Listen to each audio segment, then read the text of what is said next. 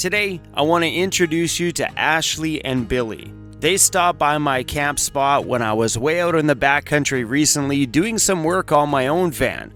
We were right beside a very, very noisy river, so please excuse the sound of nature in the background in this one. They have a YouTube channel and an Instagram called Bus A Diem. We are Ashley and Billy. This is our bus. Bus A Diem. It is a 2002 XBC Handy Dart, and that we've converted into a home, and we'd like to invite you in.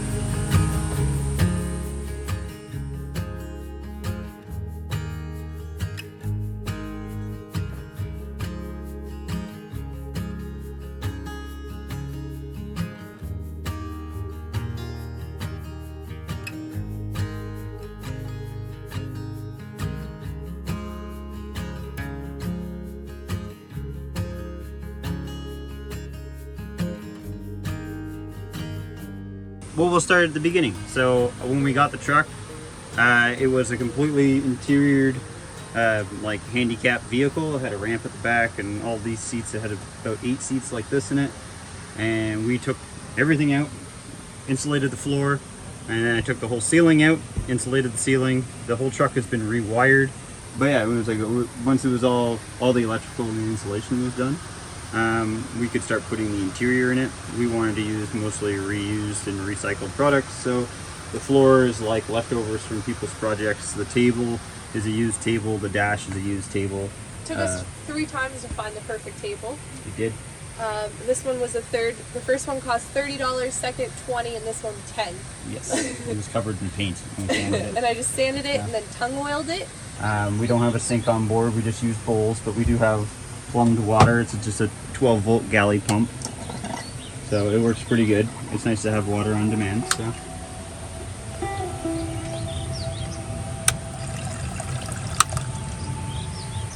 this is driftwood that we found like on the side, like on the beach. Looks like an alligator. We thought it was cool. Even that piece that the tap sits on is actually driftwood too. Something I found on the beach. The first time we took vacation together, we found this little piece of wood. Yeah, it was like somebody tried to make a cutting board and then threw it in their wood pile. So there was an industrial air conditioning unit that was here.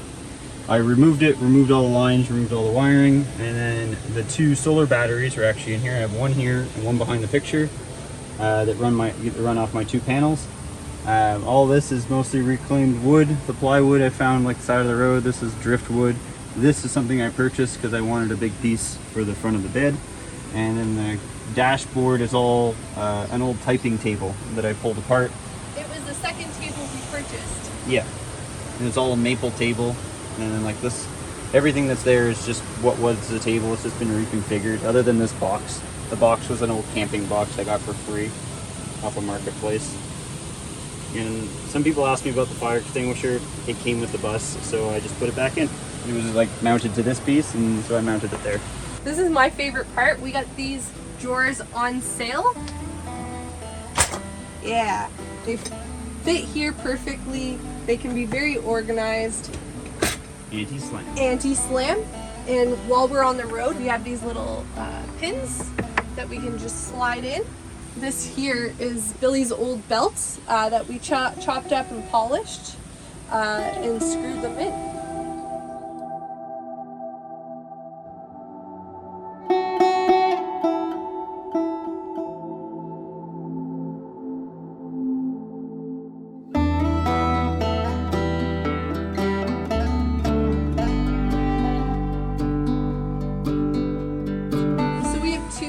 Lockers on both sides. This one on the top here is our clothes, and over here is my pantry where I keep, you know, my dried goods, my coffees. Cut off the top and bottom to make it fit, and a couple of them have extra shelvings. So the water over here, we have 4 tanks on board that we fill up occasionally. That brings us to about 87 liters, which is then primed to that galley pump up top. They're lock and loaded. Yeah, the trick with that one is if anybody wants to do tanks with a galley pump is put a check valve on it. and a brand new outboard boat primer works very well. This is our passenger seat. It is sideways, but when we sit in it, you can kind of face forward or you can face back to be able to eat at the table.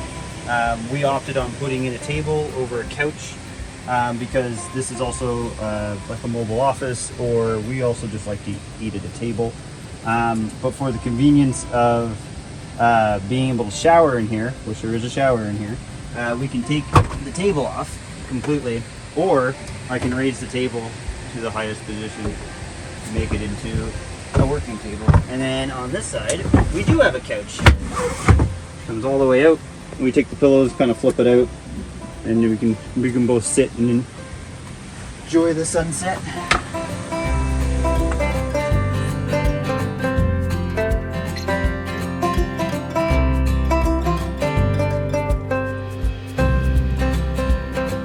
We're cooking 2-burner stove that I hook up to an extra long line, which is then connected to our propane tank down there.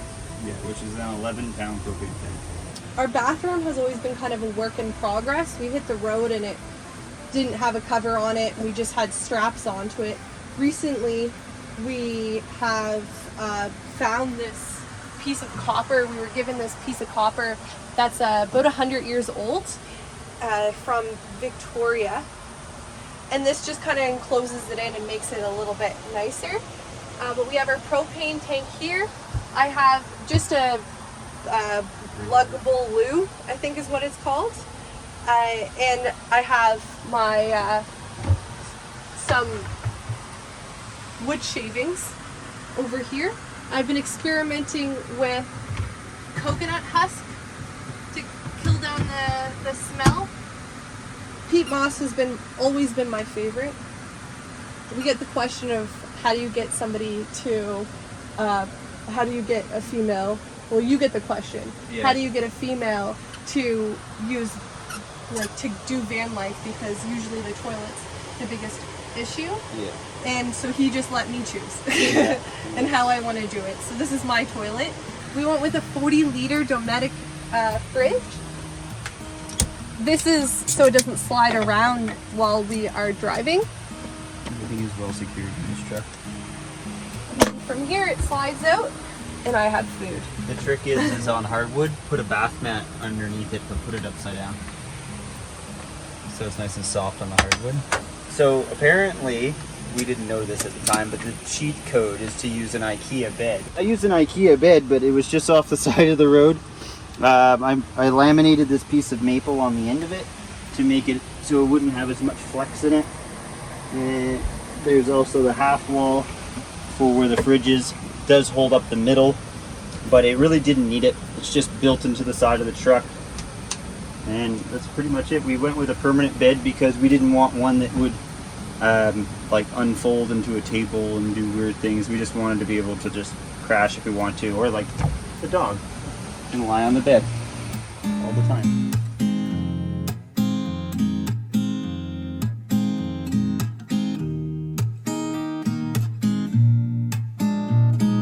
So when I decided to build a van, I wanted it to be like a service van because I've worked out of service vans a lot. So I have all my tools because I do trades, and then it's also just added storage. So this side is just my tools and an unfinished project or screens and stuff, and then extra water, and then like backup stuff, oil, spray paint, wires for running power, a ladder to get up onto the roof for the solar, and then pretty much the whole front half is just house storage stuff. It's got like extra food, screened-in tent, yoga mats, ukulele, that kind of stuff. So this was, I needed an extra piece of plywood to create the back of the bed more like a couch, and my neighbor was getting rid of this cedar door. I think it was a pantry door maybe or not, and it was quite a bit wider, but all I did was just cut off the one side to make it the right length, and then screwed it all in there. It's all bolted to the bed and screwed into the body up here. It does not move. I picked up the door off of Facebook. I paid 80 bucks for it. It was somebody else's back door. I made it fit by putting a frame in, on each side. It ended up being just tall enough because it's a standard height door.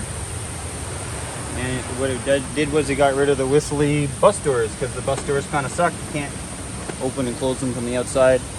So we opted on just going for this, and it makes it look nice. A lot of people don't notice it because it's white, which I think is kind of funny.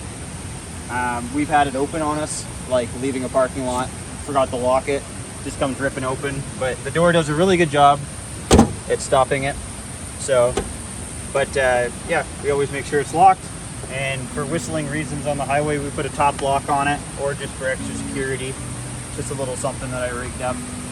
Just an old hoop that I've cut, and a latch from Princess Auto. So that seems to really do the trick. And all the rest is just, I just framed it out. So I've installed a few doors in my life, so I figured, you know, this is a good way to showcase it.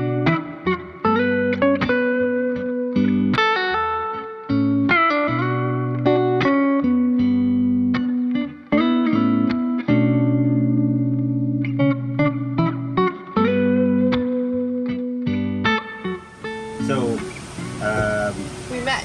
Yeah, when we met, one of the first conversations we had was traveling and living in a van. Yeah, and then we got that cottage. You rented the cottage for my birthday. Yeah. And it was off-grid. And we both kind of fell in love with how cute it was, and you know, pooping on each other's poop wasn't an issue. It wasn't weird. Yeah, composting was our first experience with a With composting toilet. Yeah, that wasn't bad at all. The one thing we noticed from that was we did not like the hum of an inverter. It might have been just a cheap inverter, which is what I was told afterwards, but I didn't like it. So our truck doesn't have an inverter in it. Yeah. It's we just only do 12 volt. Yeah, 12 volt, 5 volt. So we met. We rented the cottage. Mm-hmm. We liked it. We enjoyed it. Yeah. We didn't kill each other. No. And then we started our hunt and our planning. And our original thought was to do some, like, a shanty on the back of an old truck. Yeah, like the artist trucks of the Pacific was the inspiration of it, and it was supposed to be like a hobo shack on wheels. Yeah. And that's kind of how that all started, which I'm still going to build one. So, because I love vintage trucks. And we did look at some trucks, but we thought that it was a lot more work than what we were really willing to do. And our time frame. Looking for trucks and looking for stuff. Our time frame went from mid 2018, and we bought this bus in mid 2019. The first thing we put in was the kitchen, and most people start off with a bed or whatever, storage or something, but I felt that it was necessary to start what the most important thing was, which was the kitchen. So that purple locker was actually the first thing that was cut and fitted in here, and then countertop and the cupboard or the drawers and that whole section, and then I built the chair we're sitting on because I had lots of room to do it. The bed was probably the last thing to go in the truck, like bed frame and bed, because it just took up a lot of space. When you're building in a downtown core, sometimes you don't really have a lot of space to work, so leaving this much square footage in the back of your truck open helps to cut things, move things around, have a table inside, anything, all sorts of stuff, right? So once the interior was done, the last thing to go in was actually the floor, which I always thought was kind of funny. Just days before we were leaving, we did the floor. We didn't even seal the floor before we left, and the bathroom wasn't done. And then we took off. Yeah, we went to Peggy's Cove. Yeah, we started off at Peggy's Cove. And spent our first night in Tantallon. Yeah. No, sorry, Tantallon.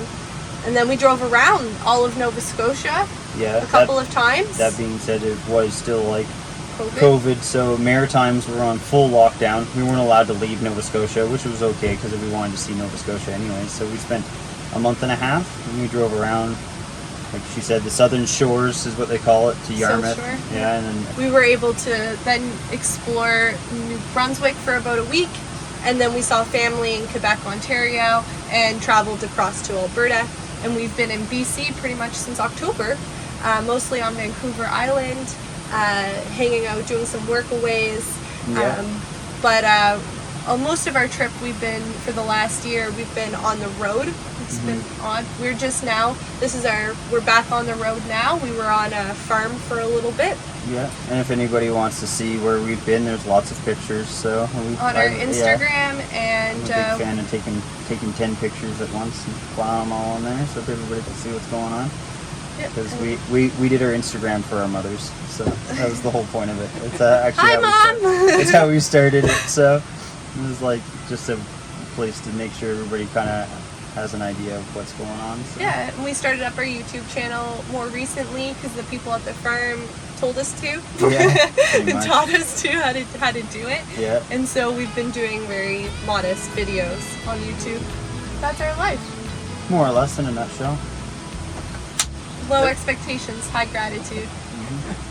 Thanks for showing us your home, you guys. Thank you. Yeah, no problem. Bye. I really enjoy showing builds like this one to you guys, where they didn't take it to a professional van builder. They found random items just sitting on the side of the road or on Facebook Marketplace, gave things a fresh coat of paint, and turned it into their own. Having a unique home rolling down the street with a standard door that belongs on the side of a house mounted to the side of their bus? Heck yeah! These guys are weirdos. Give them a little bit of a follow on their Instagram and on their brand new YouTube channel, Bus A Diem. Just good people.